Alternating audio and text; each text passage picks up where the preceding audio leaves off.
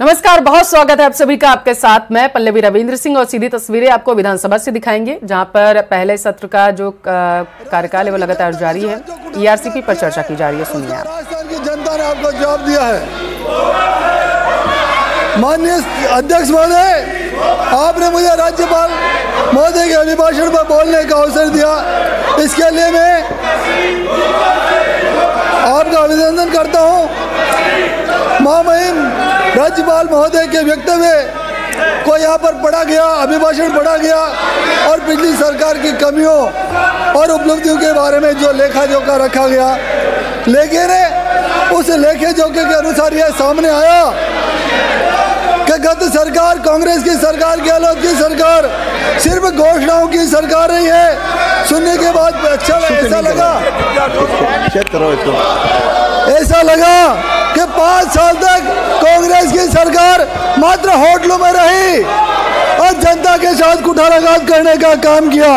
इस सरकार ने मुख्यमंत्री कुर्सी के लिए उप मुख्यमंत्री और मुख्यमंत्री 5 स्टार होटलों के अंदर रहे, जनता का भला नहीं किया।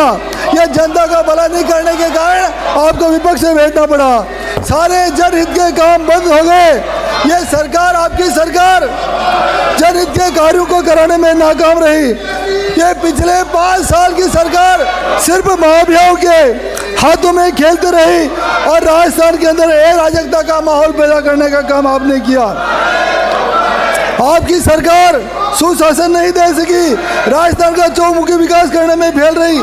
हमारी सरकार गांव, गरीब, मजदूर, किसान, युवा, बेरोजगार, आम आदमी की परेशानी को सुन करके लोग भी बोलने वाले हैं, अपने सीटों में बैठिए। हमारी सरकार खुशहाल राजस्थान, विकसित राजस्थान, अपराध मुक्त राजस्थान बनाने का संकल्प लेकर आगे बढ़ रही है। मैं इस अवसर पर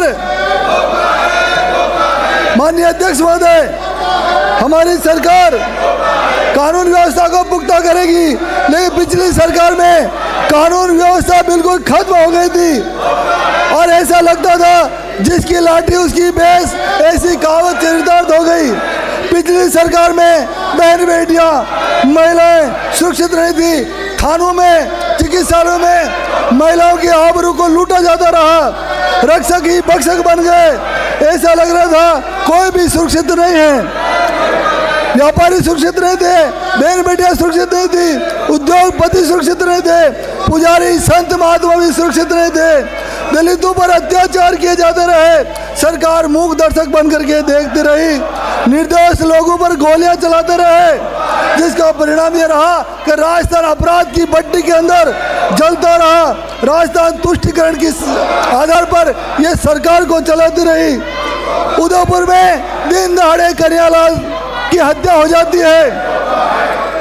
जयपुर के अंदर समाज विशेष के व्यक्ति की हत्या होती है, उसको 5 लाख का मुआवजा, 50 लाख का मुआवजा दिया जाता है और कन्हैयालाल की हत्या हो जाती है, उसको 5 लाख का दिया जाता है।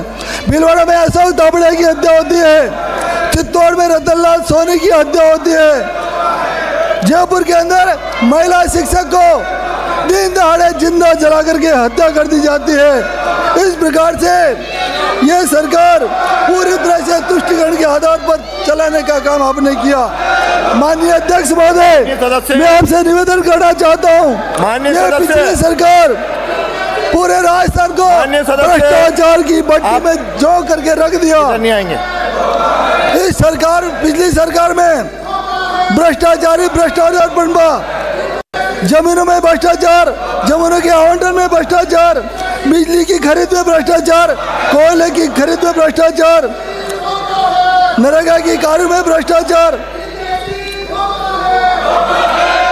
अरे इंदिरा रसोई में भी तुमने भ्रष्टाचार किया है, बीज खरीद में भ्रष्टाचार किया है, दवाइयों की खरीद में भ्रष्टाचार किया है। कोई ऐसा सेक्टर नहीं बचा जिसको आपने भ्रष्टाचार की भट्टी में नहीं झोंका हो।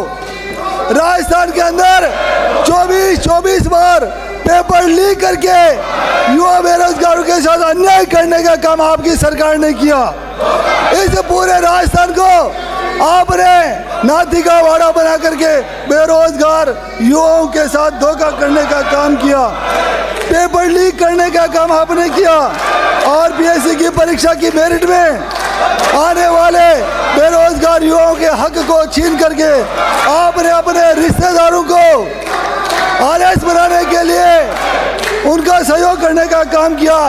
बेटा बेटी बहू सगे संबंधी सबको आपने आरएस बनाने का काम किया और शिक्षित बेरोजगारों के साथ धोखा करने का काम किया। हमारी सरकार संकल्पबद्ध है कि आने वाले समय में इन भ्रष्टाचारों को नहीं बख्शेगी और पेपर लीक करने वाले गिरोह का बंडा फोड़ करके उनको जेल भेजने का काम करेगी। माननीय अध्यक्ष महोदय, इस चुनावी वर्ष में आपने सिर्फ और सिर्फ घोषणाएं करने का काम किया। यह सिर्फ सरकार घोषणाओं की सरकार रही। कई जिले बना दिए, नगर पालिकाएं बना दी, विद्यालय खोल दिए, तहसीलें बना दी, कॉलेज खोल दिए, चिकित्सालय खोल दिए, उप चिकित्सालय खोल दिए, पदों का कोई प्रावधान नहीं रखा। आपने किसी प्रकार का बजट का प्रावधान नहीं रखा। आपकी सरकार अविवेकपूर्ण नीतियों के विरोध में दूरदर्शी निर्णय करके आर्थिक कुप्रबंधन करके पिछले 5 वर्षों में राजस्थान को आर्थिक आपातकाल की भट्टी में झोंकने का काम किया। आपने राजस्थान, हमारे समय में राजस्थान विकसित राजस्थान बनने वाला था, लेकिन आपने इसको कर्ज में डुबा करके वापस इसको बीमारू प्रदेश बनाने का पाप आपने किया है। यदि भारत के लेखा परीक्षण महालेखाकार की प्रतिवेदन को लेखे को देखें तो 18-19 के अंदर आपने 31 मार्च 19 को राज्य पर 3,11,74,000 करोड़ का भार देने का काम आपने किया।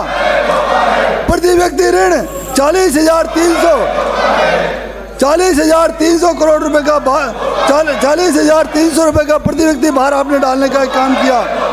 23-24 के अंदर ये कर्जा बढ़कर के 5,69,781 करोड़ रुपए होने का अनुमान है।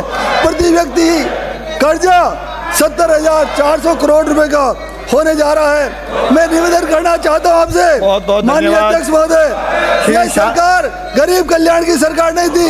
हमारी सरकार भजनलाल जी की सरकार, केंद्र में मोदी जी की सरकार गरीब कल्याण के कार्यों को हाथ में लेकर के संपूर्ण राजस्थान को। श्री शांति धारीवाल, इसके बाद में नंबर नहीं आएगा यदि आप सीटों पे जाओ। अपने सदस्यों को सुनो। श्री शांति धारीवाल, परिवारों को आप अपनी सीटों पे जाइए। परिवारों को निःशुल्क रूप से शौचालय देगी। अगला नाम इधर से पुकार रहा हूँ। अब आपका नंबर गया। देगी, गरीब परिवार को पक्का मकान देगी, मीठे जल से नल कनेक्शन देगी, हर हाथ को काम मिलेगा, हर खेत को सिंचाई के लिए पानी मिलेगा, हर घर को उज्ज्वला कनेक्शन मिलेगा, किसान सम्मान मिलेगी, परिवारों का इलाज निःशुल्क। आप लोग अपने सदस्य लेकर जाओगे, आपके सदस्य नहीं बोल पाएंगे, से जोड़ा जाएगा। आपके सदस्य नहीं बोल पाएंगे यदि सीटों में नहीं जाओगे तो। अगला नाम पुकार रहा हूँ, श्री राम सहाय वर्मा। बीमा योजना का लाभ मिलेगा, बच्चों को शिक्षा मिलेगी, श्री राम सहाय वर्मा राजस्थान बनेगा और हमारा राजस्थान विकसित राजस्थान बनेगा। माननीय अध्यक्ष महोदय, 16वीं विधानसभा के लिए निर्वाचित मान्य सदस्यों को बधाई एवं अभिनंदन के साथ महामहिम राज्यपाल के धन्यवाद प्रस्ताव पर अपने विचार व्यक्त करने के लिए समय दिया, इसके लिए मैं आपका धन्यवाद देता हूँ। माननीय अध्यक्ष महोदय, विधानसभा चुनाव में जनता जनार्दन के मताधिकार ने माननीय प्रधानमंत्री जी की नरेंद्र मोदी की गारंटियों पर विश्वास करके हमें जनता का सेवा करने का अवसर प्रदान किया। लोकतंत्र में जन समस्याओं का निराकरण करना ही हमारा परम ध्येय है। विगत 5 वर्षों में पूर्ववर्ती सरकार के आंतरिक अंतर्विरोध और खींचतान ने राज्य के विकासोन्मुख नीति एवं निर्णय को असमता के कारण ही आज आप विपक्ष में बैठे हैं। हमारा संकल्प सबका विकास, सबका विश्वास, सबका प्रयास के मूल मंत्र को ध्यान में रखते हुए राजस्थान और विकसित भारत 2047 के संकल्प को पूरा करने का प्रयास करेगा। हमारा संकल्प पत्र, हमारे कार्य योजना, इस कार्य योजना पे मुख्यमंत्री जी ने शपथ ग्रहण के साथ ही राज्य के विकास पे अपना फोकस केंद्रित किया है। समाज के वंचित वर्ग को सरकारी योजनाओं में किस प्रकार लाभान्वित करके अंत्योदय उद्धार किया जाए, इसे तो हमारी सरकार निरंतर अग्रसर रहेगी। माननीय अध्यक्ष महोदय, इस अवसर पे मैं आभार निवाई पीवली की जनता को, जिन्होंने मुझे राजस्थान की सबसे बड़ी पंचायत में भेजकर क्षेत्र की समस्याओं को उठाने के लिए चुना। अध्यक्ष महोदय, मैं आपके माध्यम से बताना चाहूँगा कि मेरे विधानसभा क्षेत्र में पर्यटन की दृष्टि से देवधाम जोधपुरिया, हरबावता आश्रम, नटवाड़ा में बद्री विशाल मंदिर, सिवाड़ के शिव मंदिर जो भारत के द्वादश ज्योतिर्लिंगों में से एक है। इन स्थानों पर पर्यटन को मूलभूत सुविधाएं उपलब्ध न होने के कारण यात्रियों को भारी परेशानी उठानी पड़ती है तथा आवागमन के साधन भी उपलब्ध नहीं है। पूर्ववर्ती कांग्रेस सरकार द्वारा निवाई में फूड पार्क का बनाना एवं प्रतियोगी परीक्षाओं में इस संबंध में प्रश्न तक पूछा गया, जबकि निवाई में आज दिन तक कोई फूड पार्क स्थापित नहीं हुआ है। पूर्ववर्ती सरकार द्वारा निवाई में घोषित बस स्टैंड का निर्माण, रेलवे लाइन पुलिया का निर्माण, ट्रॉमा हॉस्पिटल का निर्माण, देवनारायण छात्रावास आदि का आज तक कोई निर्माण नहीं हुआ है। मैं इस अध्यक्ष महोदय, मैं आपके माध्यम से अवगत कराना चाहूंगा, जो हमारे नेता प्रतिपक्ष थाना गाजी में हुए। और खबरों में आगे बढ़ेंगे। केरल से इस वक्त की बड़ी खबर आप तक पहुंचाएंगे। केरल की एक कोर्ट ने पीएफआई के 15 एक्टिविस्टों को मौत की सजा सुनाई है। इन सभी को कोर्ट ने वकील और बीजेपी नेता की हत्या का दोषी माना है। तो इस वक्त की बड़ी खबर केरल से आप तक पहुंचा रहे हैं, जहां पर पीएफआई के जो एक्टिव सदस्य थे, बताया जा रहा है कि 15 एक्टिविस्टों को मौत की सजा जो है वो कोर्ट ने सुनाई है। इन सभी को कोर्ट ने वकील और बीजेपी नेता की हत्या के केस में दोषी माना है और उसके बाद ये फैसला सुनाया गया है। तो इस वक्त की सबसे बड़ी खबर आप तक पहुंचा रहे हैं। एक बार फिर से पीएफआई पर शिकंजा कसा गया है। दिसंबर 2021 में बताया जा रहा है कि रंजीत श्रीनिवास की हत्या की गई थी। बीजेपी नेता की हत्या के बाद इलाके में हड़कंप मच गया था। पीएफआई से जुड़े 15 दोषियों को फांसी की सजा सुनाई गई। और न्यूयॉर्क स्थित मैडम तुसाद म्यूजियम में योग गुरु बाबा रामदेव की मोम की स्टैचू लगाई गई है। समारोह के लिए यह स्टैचू फिलहाल दिल्ली में है, जो बाद में न्यूयॉर्क भेजी जाएगी। तुसाद म्यूजियम में पहले सन्यासी बाबा रामदेव की प्रतिमा लगेगी। योग गुरु बाबा रामदेव ने स्वयं इस प्रतिमा का अनावरण किया। इस दौरान बाबा रामदेव ने कहा है कि भारत के योग पर दुनिया की नजर है। आज दुनिया भारत से सीख रही।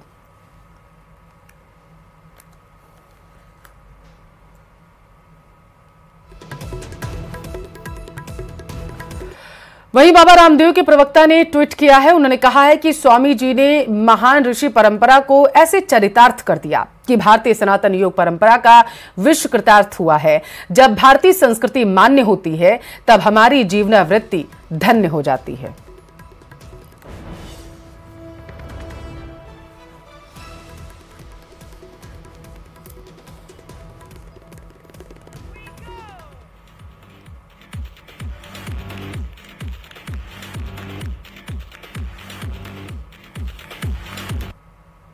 न्यूयॉर्क के मैडम तुसाद जो अट्रैक्शन है उस पर लगाए गए सभी जो फिगर्स हैं वो कपड़े पहन करके रखते हैं, तो उनका पेट और पेट के मसल्स और ये जो हेयर्स हैं, ये वैसे तो नेचुरल हेयर हैं, लेकिन ये रामदेव वाले नहीं हैं। लेकिन उन्होंने मेरे इस फिगर से मैच करते हुए सारे हेयर्स को, एक एक बाल को, अब इसमें कितने हजार हैं या कितने लाख बाल हैं मुझे नहीं पता, एक एक बाल को हाथ से लगाया। और ये मैंने सुबह पूजा के बाद तिलक लगाया था, तो बोले बाबा जी आप ही लगा दो। अब इस पूरे पुरुषार्थ में 2018 में मैं मैडम तुसाद का जो लंदन का अट्रैक्शन है वहां पर गया था। वर्ल्ड में 24 ऐसे अट्रैक्शन हैं और न्यूयॉर्क का उसमें सबसे बड़ा है। उसमें जैसे बताया नम्रता ने कि वहां अमिताभ बच्चन जी हैं, उनकी बहू ऐश्वर्या राय है, उनके फिगर्स हैं मतलब, और ऋतिक रोशन है, प्रियंका चोपड़ा है, शाहरुख खान है। ये तो 5 तो बॉलीवुड की सेलिब्रिटीज हैं। लेकिन उन सब के साथ वर्ल्ड के 200 रिनाउंड आइकॉन्स के साथ भारत के एक सन्यासी को इन्होंने सम्मिलित किया। विधायक बाल मुकुंदाचार्य ने हिजाब को लेकर अपना बयान दोहराया। उन्होंने कहा है कि मैंने हिजाब पर कुछ भी गलत नहीं कहा। वहीं उन्होंने लड़कियों द्वारा किए गए प्रदर्शन को लेकर कहा है कि वे लड़कियां दूसरे कॉलेज से लाई गई थी। को हर चीज में राजनीति दिखती है, वो ऐसी हरकतें करते हैं। उस विद्यालय की बच्चियां तो कोई 10-5 जबरदस्ती ले आई गई होगी, बाकी उस विद्यालय की बच्चियां भी नहीं थी। बच्चियां कहीं और से लाकर या और किसी बच्चियों का रूप धर के ऐसा प्रदर्शन कुछ लोगों ने करवाया, क्योंकि वो बच्चियों की पढ़ाई चाहते ही नहीं है। उनको पढ़ाई में व्यवधान डालना है, बच्चे पढ़ ना पाए, इसलिए ऐसा माहौल बना रखा है। आपत्ति किस बात की, उसको देखने की जरूरत है। आपत्ति है कि वहां हमने जाके वंदे मातरम क्यों बोला, और मैंने जब वंदे मातरम का रिटर्न नहीं मिला तो मैंने ये जरूर कहा कि आप सब वंदे मातरम बोलें। ये भारत माता हमारी धरती, हमारी माँ है, भारत हमारा देश है, उसकी माँ है, हम सबकी माँ की भी माँ है भारत माता। तो भारत माता की जय बोले तो उन्होंने जय नहीं बोली। भारत माता की जय मना है, वंदे मातरम मना है, राष्ट्रगान मना है, और विद्यालय में सरस्वती की मंदिर और मूर्ति को ताला है, और सरस्वती की आराधना प्रार्थना मना है। तो इस प्रकार का माहौल जो विद्यालय में बना हुआ है, और फ्राइडे के दिन वहां नमाज पढ़ना अलाउ है, फ्राइडे के दिन वहां या रोज जिस समय 5 बार माइक बोलेगा तो पढ़ाई बंद हो जाएगी, सब लोग हाथ करके यूं बैठ जाओ, और उनको तो इस तरह का स्कूल में माहौल क्यों बनाया जा रहा है साहब।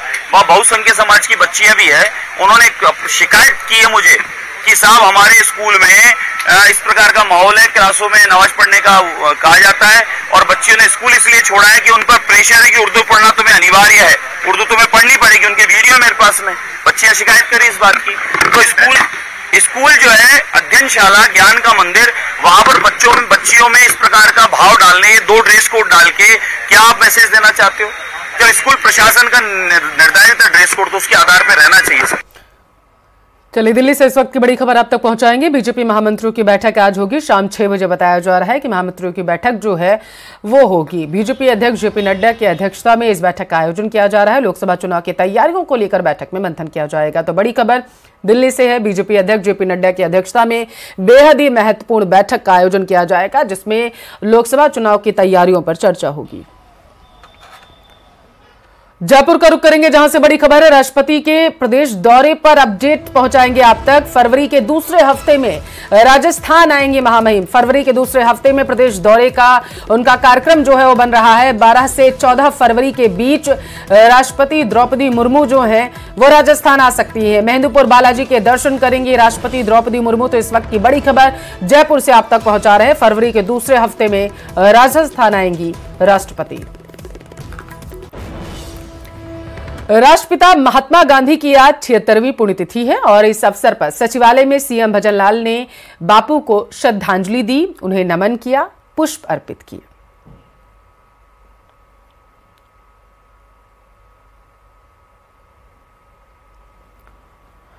लोकसभा चुनाव में पार्टी को 400 से ज्यादा सीटें जिताने के मकसद से पार्टी ने तैयारी शुरू कर दी, और इसी कड़ी में केंद्रीय जल शक्ति मंत्री गजेंद्र सिंह शेखावत एक नए रूप में नजर आए। एक तरफ वो स्थानीय लोगों के बीच चाय पर चर्चा करते दिखे, तो दूसरी तरफ पार्टी के प्रचार प्रसार के लिए दीवार लेखन के काम को भी शुरू कर दिया। एक कुशल पेंटर की तरह गजेंद्र सिंह शेखावत दीवार पर पार्टी का चुनाव चिन्ह कमल का फूल बनाते, रंग भरते नजर आए।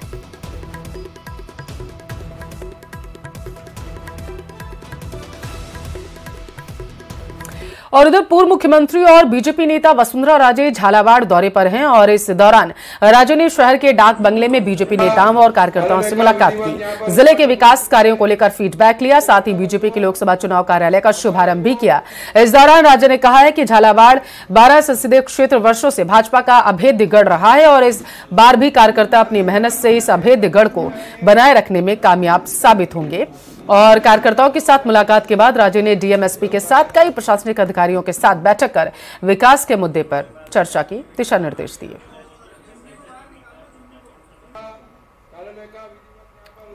टोंक का रुख करेंगे, जहां बीजेपी की राष्ट्रीय मंत्री अलका गुर्जर ने कांग्रेस पर निशाना साधा है। तो अलका गुर्जर ने कहा है कि ईआरसीपी से विकसित राजस्थान का सपना साकार होगा। कांग्रेस 5 साल कुर्सी के लिए लड़ती रही, ईआरसीपी पर राजनीति करती रही। कांग्रेस ने मुफ्त की रेवड़ियां बांटकर जनता को भ्रमित करने का काम किया है। जिन चीजों की जरूरत थी कांग्रेस ने उन पर कभी नहीं सोचा। वहीं उन्होंने टीकाराम जूली के बयान पर पलटवार करते हुए अलका गुर्जर ने कहा है कि ईडी की जांच में बहुत मिला, इनकी अलमारियां सोना उगल रही हैं। कांग्रेस ने जब कुछ किया ही नहीं तो फिर डरने की आखिर जरूरत क्या है? जनता के पैसे से भ्रष्टाचार बीजेपी बर्दाश्त नहीं करेगी।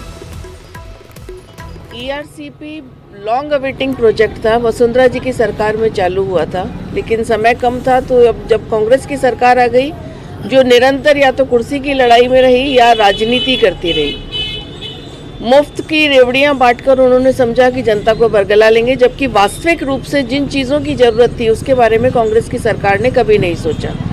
पहली बार जब डबल इंजन की सरकार आई है बहुत बधाई देना चाहूँगी माननीय प्रधानमंत्री जी को, माननीय जल शक्ति मंत्री जी को, हमारे मुख्यमंत्री भजन लाल जी को और मध्य प्रदेश के मुख्यमंत्री मोहन जी यादव को कि ये धरातल पर ये प्रोजेक्ट आया है। 13 जिलों के कंटों की प्यास बुझेगी और सिंचाई का पानी भी उपलब्ध होगा और इस तरह की परियोजना विकसित भारत का जो संकल्प लेकर भारतीय जनता पार्टी चल रही है, विकसित राजस्थान का स्वप्न भी साकार होगा। करौली में टेम्पो चालक की कुचलकर हत्या मामले में 2 दिन से चल रहा गतिरोध अब खत्म हो चुका है। पुलिस प्रशासन ने धरने पर बैठे परिवार वालों की मांगों को मान लिया, जिसके बाद अस्पताल के बाहर चल रहा धरना खत्म किया गया। जानकारी के अनुसार पीड़ित परिवार और प्रशासन के बीच 10 लाख रुपए आर्थिक मदद देने के अलावा संविदा पर नौकरी और पीड़ित परिवार को एक भूखंड आवंटन करने के अलावा सरकारी योजनाओं में तुरंत फायदा देने पर सहमति बनी। आपको बताते चले कि रविवार शाम आरोपी गोलू मीणा ने मृतक टेम्पो चालक सुरेश के बीच टक्कर के बाद झगड़ा हुआ था, जिसके बाद ट्रैक्टर चालक गोलू उसे ट्रैक्टर से कुचलकर फरार हो गया, जिसमें टेम्पो चालक की जान चली गई। 6 सूत्री जो समझौता के लिए इन्होंने पेश किया था मांग पत्र, उसमें 10 लाख रुपए मुआवजे की मांग थी। तो हमने माननीय जॉइंट सेक्रेटरी टू CMO है उनको भिजवा दी है कि पूर्व में इस प्रकार की कोई सपोर्टर थाना गाँव बुकना में हुई थी, तो उसकी तथ्यात्मक रिपोर्ट के साथ उनका मांग पत्र उनको भिजवा दिया। वहाँ से जो भी माननीय मुख्यमंत्री जी का या उनके स्तर से जो निर्णय होगा उनको होगी। शेष जो सरकारी योजनाओं का लाभ है, जैसे पालनहार है, उसके लिए सहायक निदेशक सामाजिक न्याय अधिकारिता विभाग को निर्देशित कर दिया है। निःशुल्क भूखंड का पट्टा आवंटन की नियमानुसार कार्रवाई के लिए आयुक्त को निर्देशित किया है कि वो अपनी प्रोसीजर के अनुसार उसमें बोर्ड की मीटिंग में रखेंगे। संविदा के लिए इन्होंने ये कहा है, तो हम जिस भी विभाग में खाली होगी तो प्राथमिकता से इनको संविदा नौकरी का ये सारा करेंगे। माननीय राज्य सरकार को 10 लाख का प्रस्ताव पर सहमति बनी है। दूसरा, संविदा कर्मी की नौकरी पर बनी है। तीसरा, आयुक्त नगर परिषद को जिला कलेक्टर महोदय ने इस बात से निर्देशित किया है कि आप इनको तत्काल प्रभाव से नियम अनुसार एक भूखंड की व्यवस्था कराई जाए मृतक के परिवार के लिए। साथ ही साथ राजस्थान सरकार की जितनी भी योजनाएं जिनका प्रलाभ देने के लिए जिला प्रशासन इस बात से प्रतिबद्ध है कि ये सारी योजनाएं आज से ही शुरू हो जाएंगी। कल से संसद का बजट सत्र शुरू होने जा रहा है। बजट सेशन से पहले सर्वदलीय बैठक हुई। 1 फरवरी को अंतरिम बजट आएगा। सर्वदलीय बैठक के बाद संसदीय कार्य मंत्री प्रहलाद जोशी ने कहा है कि बैठक सौहार्दपूर्ण थी, जिसमें विपक्ष ने कई सुझाव दिए। सरकार हर मुद्दे पर चर्चा के लिए पूरी तरीके से तैयार। हमने बुलाया था सरकार की तरफ से 45 लीडर्स 30 पार्टी से अटेंड हुए थे। सरकार ने इस बार तो ज़्यादा हमारा थ्रस्ट एक तो माननीय राष्ट्रपति भाषण और राष्ट्रपति अभिभाषण के ऊपर धन्यवाद प्रस्ताव के ऊपर चर्चा होगा और वो 2 तारीख से ही शुरू होगा। वो भी हमने माननीय स्पीकर और चेयरमैन से बातचीत करके सभी अपोजिशन को निवेदन किया है। फ्राइडे से ही इस चर्चा का हम शुरू करेंगे। और चलिए इसी के साथ फिलहाल के लिए इस बुलेटिन बस इतना ही। रुकते हैं एक छोटे से ब्रेक के लिए।